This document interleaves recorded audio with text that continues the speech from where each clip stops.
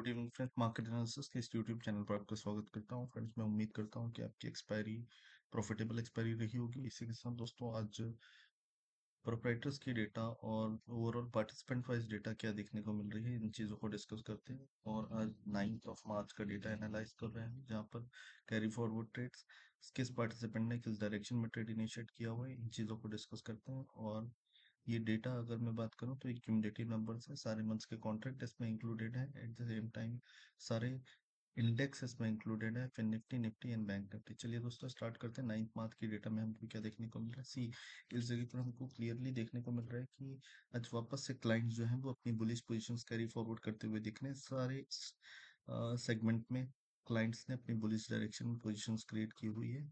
तो इन चीज़ों को देखते हुए हम एनालाइज करते हैं कि इंडेक्स पोर्ट में सबसे हाईएस्ट ओपन इंटरेस्ट अनवाइंडिंग दिख रही है हमको। तो कहीं ना कहीं अब जो रिटेलर्स हैं, इन रिटेलर्स का ध्यान कहीं ना कहीं मार्केट में बुलिश डायरेक्शन में जाते हुए दिख रहा है। At the same time FIIs के जो नंबर्स हैं वो सारे डायरेक्शन में हमको बेरिश दिख रहे हैं, सारे सेगमेंट में बेरिश दिख रहे हैं।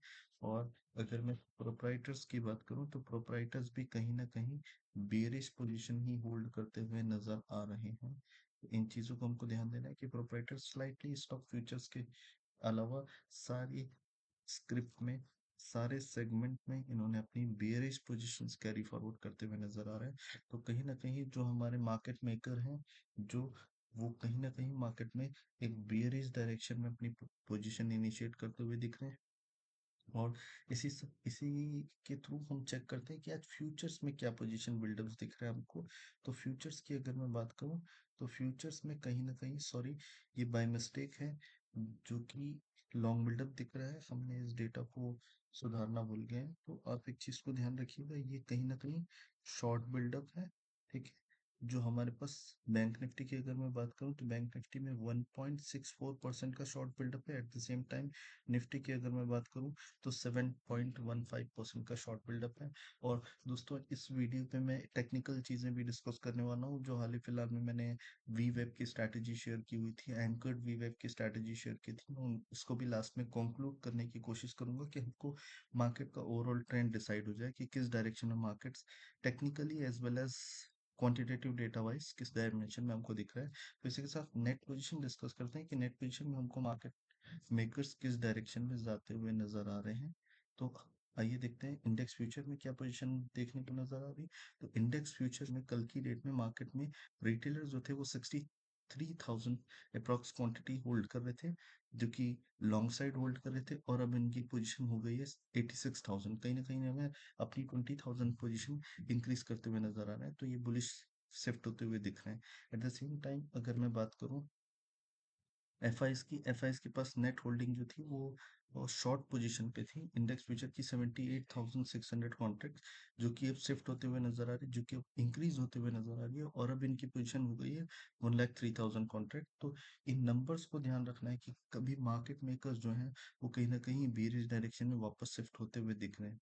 ठीक है, अब अगर मैं बात करूं प्रोप्राइटर्स की, प्रोप्राइटर ने अपनी स्लाइटली 800 पोजीशंस इंक्रीज करते हुए दिख रहे हैं।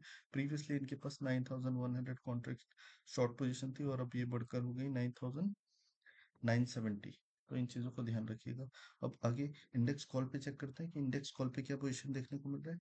कल की डेट में इंडेक्स कॉल पे जो क्लाइंट्स थे, इनकी पोजीशन शॉर्ट की पोजीशन बनी हुई थी। अप्रोक्सीमेट 1,56,000 इंडेक्स कॉल शॉर्ट थे, और अब ये अपनी सारी शॉर्ट की पोजीशंस को कवर अप करके अब नेट ऑन नेट इनके पास बच गए हैं 12,420 कॉन्ट्रैक्ट्स बुलिश साइड पे, बिकॉज कॉल राइटिंग जो इन्होंने किया हुआ था वो अब डायरेक्टली लॉन्ग पोजीशंस पे कन्वर्ट कर दिया है। ठीक है, तो कहीं ना कहीं यहाँ रिटेलर्स बुलिश जाते हुए नजर आ रहे हैं। एट द सेम टाइम जो एफ आईज हैं उनके पास जो पोजीशन थी वो 2,30,000 कॉन्ट्रैक्ट्स बुलिश पोजीशन थी इंडेक्स कॉल की। अब ये रिड्यूस होकर रह गई है 1,12,500 कॉन्ट्रैक्ट्स। अब प्रोप्राइटर्स की अगर मैं बात करूं तो प्रोप्राइटर्स के पास 47,000 कॉन्ट्रैक्ट बेरिश थे, जो कि कॉल शॉर्ट थे। अब इनके पास ये बढ़कर हो गई 1,25,000 कॉन्ट्रैक्ट कॉल शॉर्ट। तो इंडेक्स कॉल पे भी हमको जो स्मार्ट मनी है उनकी पोजीशन बेरिश जाते हुए दिख रही है। अब आते हैं इंडेक्स पुट पे। इंडेक्स पुट पे जो जो रिटेलर्स हैं, ये रिटेलर्स कहीं न कहीं हमको बुलिश होते हुए नज़र आ रहे हैं और वो भी बहुत अच्छे क्वांटिटी से बुलिश होते हुए नज़र आ रहे हैं।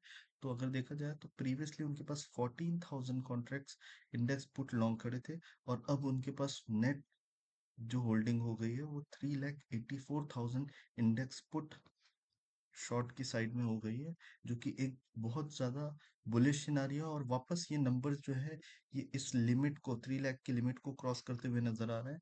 तो मार्केट में वापस एक ट्रेंडी मूव देखने को मिल सकता है आने वाले दिनों में।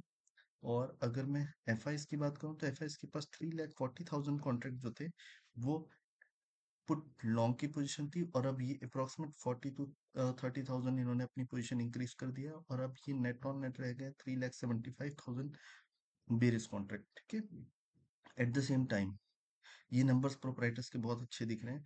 प्रोप्राइटर्स के पास 3,80,000 कॉन्ट्रैक्ट जो थे ये बुलिश साइड में थे, पुट शॉर्ट थे और अब इन्होंने सारी अपनी पोजीशन को लिक्विडेट करके अब इनके पास सिर्फ 16,800 कॉन्ट्रैक्ट्स पुट शॉर्ट रह गए हैं। तो कहीं न कहीं इन्होंने अपनी बुलिश पोजीशंस को एक्सट्रीम लेवल पे बेरिश में शिफ्ट होते हुए नजर आ रहे हैं या अपनी बुलिश पोजीशंस को छोड़ते हुए दिख रहे हैं। तो कहीं ना कहीं मार्केट में भी साइडवेज टू बेरिश सिनारियो ही दिख रहा है मुझे।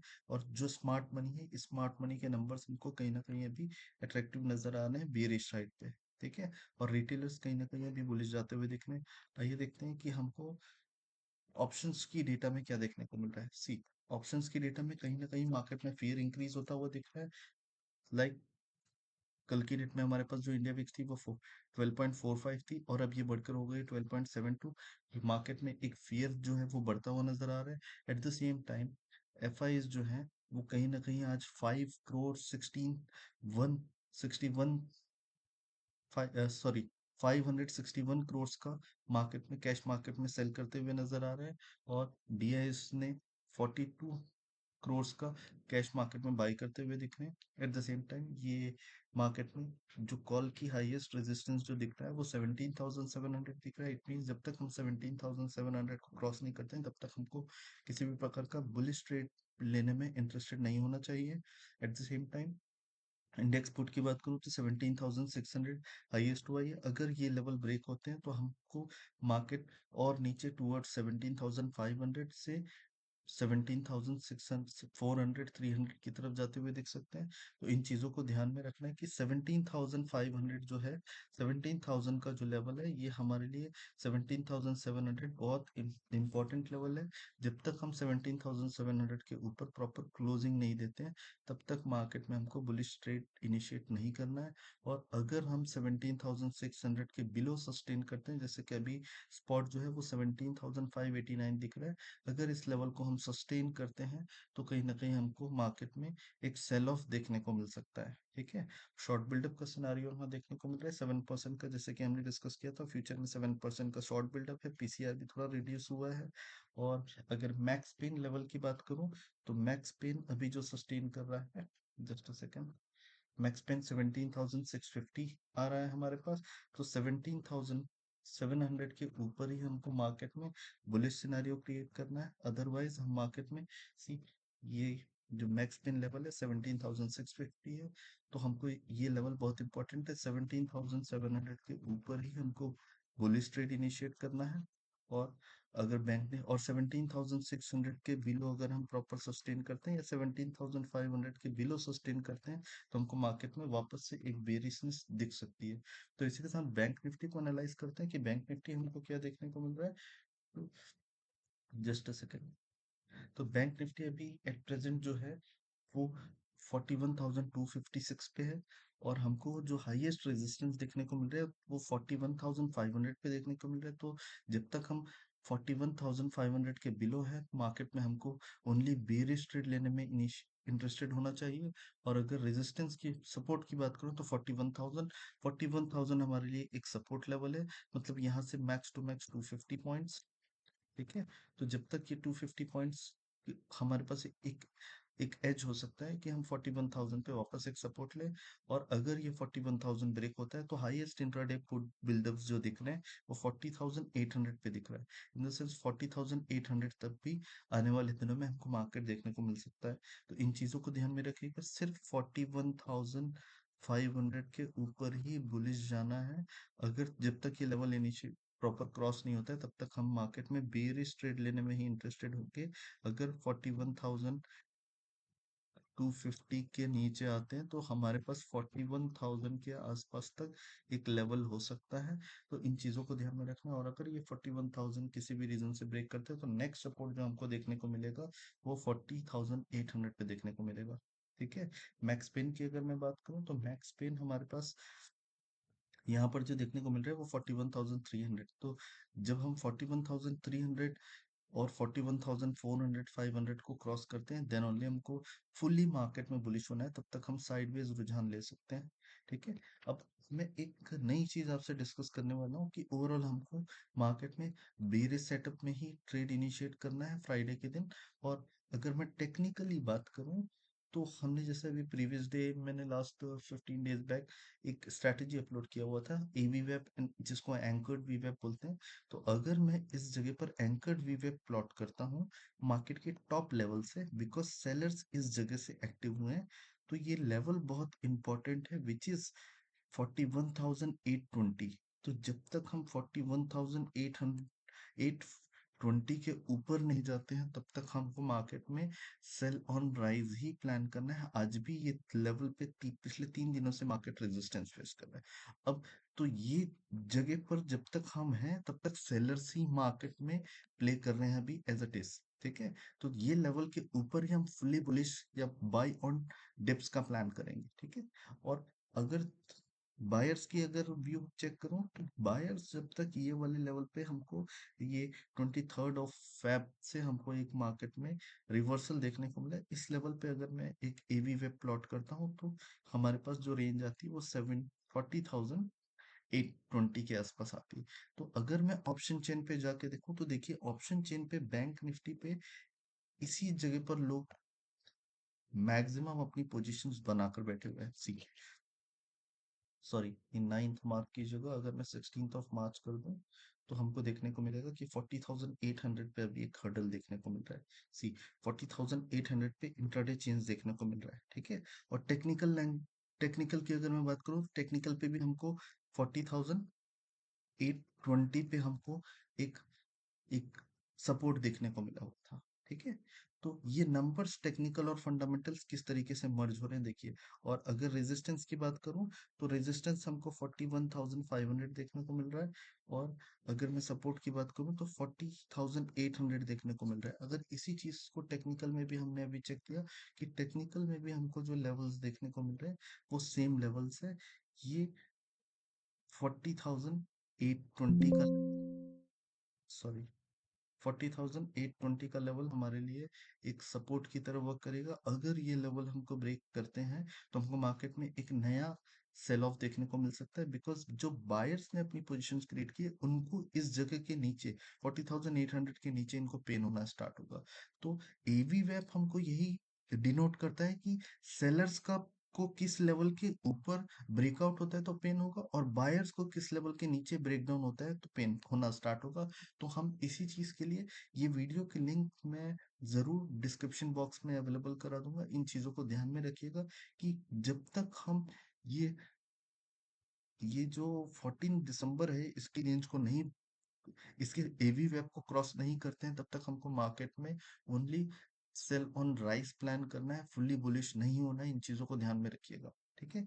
और जब तक हम 23rd फेब के जो बाइंग हुई है ये जो रिवर्सल है और जिन्होंने बायर्स ने इस प्राइस को पुल किया हुआ है, तो जब तक ये लेवल ब्रेकडाउन नहीं होता है, तब तक ये बायर्स वापस भागने वाले नहीं। ठीक है। तो ये दो नंबर 41,800 और 40,800, ये दो नंबर्स बहुत इंपॉर्टेंट है। 41,800 के ऊपर आपको मार्केट का स्ट्रक्चर हमको चेंज होता हुआ दिखेगा, जस्ट बिकॉज यहाँ पर ऑलरेडी हमको हायर लोअर लो फॉर्मेशन देखने को मिल रही है। ठीक है। जो कि एक क्लासिक प्राइस एक्शन के हिसाब से लोअर लो फॉर्मेशन देखने को मिल रही है। तो कहीं ना कहीं हम अभी भी प्रीवियस हाई को ब्रेक नहीं कर पाए हैं। ठीक है।